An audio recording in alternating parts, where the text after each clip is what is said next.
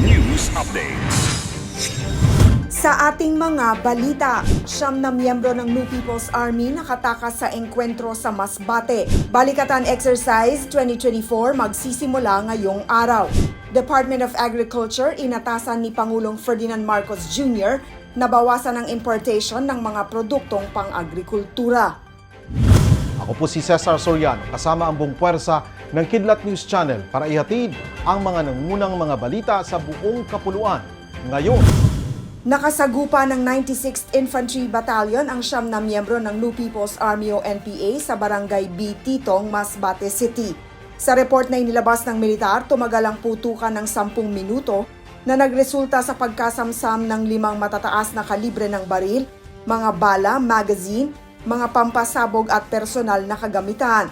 Kasalukuyang pinaghahanap ng militar ang mga rebeldeng nakatakas matapos ang nangyaring engkwentro.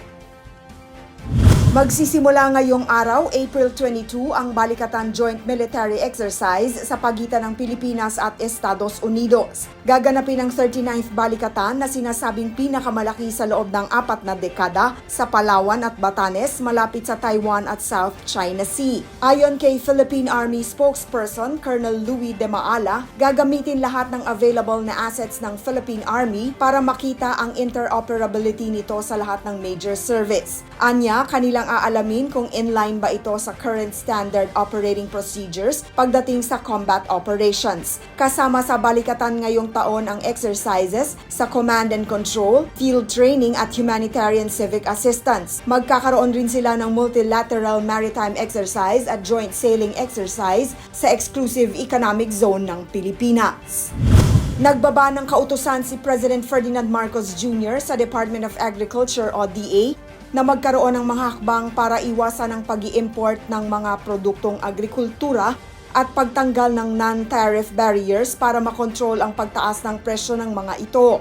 Sa statement na inilabas ni Marcos via Presidential Communications Office o PCO, kanyang sinaad na kailangan ng mas malinaw na mga polisiya sa importasyon para matiyak na may sapat na supply ng agricultural goods sa domestic market.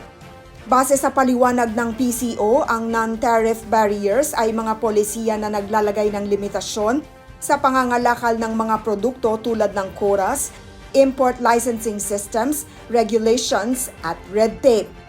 Para sa Kidlat News Updates, ako si Rosalyn Sinchonko, nag-uulat.